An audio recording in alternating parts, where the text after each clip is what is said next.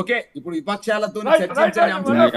నాయకర్ గారు కాదు, ఆ చర్చ చేయాలనే ఆసక్తి కూడా పోయింది. ఈ 40 నిమిషాల పాటు ఏం చర్చించిండ్రు, మీరు ప్రజలకు ఏం మెసేజ్ ఇస్తుండ్రు, నాకు ఇదేది ఎటు అర్థం కావట్లేదు. ఇలా మూసి ప్రక్షాళన మీద సుందరీకరణ అని, లేదంటే ఇంకేదో అని, ఈ ఏమంటారు చేవలేని చర్చలు వాళ్ళు పెడుతుంటే ఆ చర్చించాలనే ఆలోచన కూడా పోతుంది. ఇలా ఇదేం ప్రాజెక్ట్ కాంగ్రెస్ పార్టీ మొదలు పెట్టిందా? ఇది మీరు చేయలేకపోతుండ్రు, మేము చేస్తాం, చేయడానికి నిర్మాణాత్మకంగా సహకరిస్తే మంచిది. లేదంటే ఇక మీరు గిట్లనే ఒక వారం 10 రోజులు మీడియా ఇష్యూ చేస్తారు. ఏంది నెలకు ₹1 కోటి ఇచ్చి నడిపిస్తున్న సంస్థలు ఏవో ఉన్నాయట, వాటితో నడుపుతారు అంతే. సోషల్ మీడియాతో ప్రభుత్వాలను మారుస్తారనే ఆలోచన మీకు ఉన్నది కాబట్టి గతంలో రేవంత్ రెడ్డి గారిని అదే అధికారం తెచ్చని భ్రమలో ఉన్నారు. కానీ ప్రజలు ఎట్లా కోరుకున్నారో, ప్రజలు ఏం కోరుకుంటున్నారో అక్కడ స్పష్టంగా వాళ్ళ నుంచి వినండి. మీరు ఇలా ప్రజలు మాకు ప్రత్యామ్నాయం కావాలని కోరుకుంటున్నారు, ప్రత్యామ్నాయాన్ని ఏర్పాటు చేస్తున్నాం.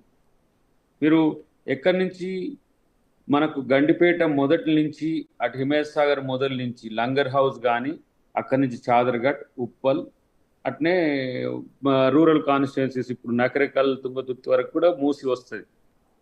ఇలా ఏ పరిస్థితుల్లో మూసి ఉన్నది, వాటి నీటి పరిస్థితి ఎట్లా ఉన్నది, నాకైతే శాలిగౌరారం చెరువు చాలా బ్యాడ్ ఎక్స్పీరియన్స్ అనమాట. అక్కడ ఎంత మురికి నీళ్ళు ఉంటాయో మాకు తెలుసు. ఇప్పుడు మనోడు బాలరాజు కూడా నకరేకల్కు రామన్నపేట మండలం అటువైపు వస్తుంది. అంటే కేవలం మూసి రివర్ ఫ్రంట్ అనేది కేవలం మురికి నీళ్ళల్లో పూల మొక్కలు పెట్టడం కాదు అనేది తెలుసుకోవాలి. అక్కడ బతుకు జీవన చిత్రం ఉంది, వివిధ రకాల వృత్తులకు కల్పించే అవకాశం ఉంది. తర్వాత బోత్ సైడ్ ట్రాఫిక్స్ను మనం ఫ్రీ చేసేది ఉన్నది, రివర్ బేస్ ఉంది. ఇప్పుడు మీరు చూస్తున్న విజువల్స్లో మొత్తం మురికి నీరు ప్రవాహమే చూస్తున్నారు. అది ఎక్కడ ప్రధానమైన కూడలు ఎక్కడైనా కూడా ఈ దోమలతోని ఆరోగ్య సమస్యలు వస్తున్నాయి అనేది మనకంటే కేసీఆర్ బాగా చెప్పిండి వెనకటి. ఇప్పుడు వాటిని మూసి రివర్ బెడ్లోనే ఏదైతే మురికి నీరు ఉంటుందో దానికి ప్రత్యేక ఒక ఏంటిది ఛానల్ ఏర్పాటు చేసి ఒక 5 TMC వాటర్ని మనం ఎన్ రూట్లో గతంలో ప్రాణహిత చేవెళ్ళకి 10 నుంచి ఎల్లంపల్లి నుంచి 10 TMC అలకేట్ చేసినాం. 5 TMCలు మంచినీటి సౌకర్యం కొరకు, మిగతా మూసికి పైన ఉన్న హిమాయత్ సాగర్, గండిపేటకు సంబంధించిన వాటికి 2.5 TMCలు ఇచ్చి వాటిని మూసి ప్రక్షాళన కంటే కూడా మంచినీటి సౌకర్యం దాని పారుదల కింద చేయాలనుకున్నాం. ఈరోజు ఆ మూసి నదిని కూడా 2 భాగాలుగా మురికి నీరు వేరు, మంచినీళ్ళను వేరే చేసే విధంగా చేసి వాటర్ బేస్ కూడా చేయాలని ఒక ఆలోచన ఉంది. తర్వాత దాదాపు ఒక 12-13 ఏమంటారు దాని మీదకి వెళ్ళి ఉండే ఫ్లైఓవర్స్ కానీ లేదంటే బ్రిడ్జెస్ కానీ చేయాలని ఉన్నది. దీన్ని నగర స్పీడ్ను పెంచేది ఉన్నది, ఆరోగ్య సమస్యలు రాకుండా చూసేది ఉన్నది. మూసి ఒక రకంగా మనం చెప్పుకోవాలంటే కడుపులో క్యాన్సర్ అయితే ఎట్లా ఉందో హైదరాబాద్కు నడి కడుపులో క్యాన్సర్ అయింది. దాన్ని మనం ప్రక్షాళన చేసుకుంటే వివిధ రకాల అవకాశాలు ఉన్నాయి.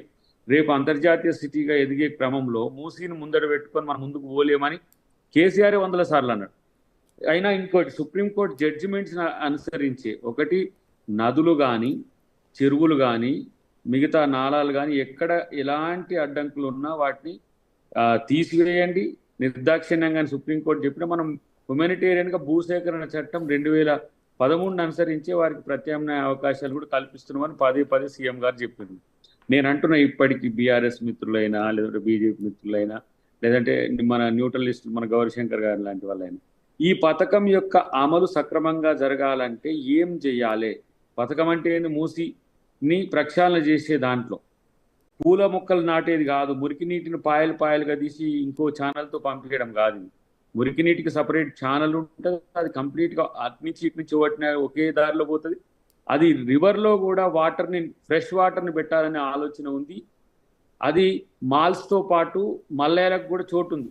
ఎక్కడైతే గాజులు అమ్ముకుంటారో బాగా గాజులు అలకేట్ చేస్తారు, ఎక్కడైతే ఎవరు మన చీరలు అమ్ముకుంటారో చీరలు చేస్తారు, కుండలు అమ్ముకుంటారో కుండ, దాదాపు 12 బ్రిడ్జిల ప్రాంతంలో జరగబోతున్న అన్నిటి కూడా ఎకనామిక్ మోడల్ ఉంది. ఊరికనే నీళ్ళల్లో ఏదో వాటర్ పంపించేసి చేసేది కాదనేది వాళ్ళకి తెలుసుకోవాలి.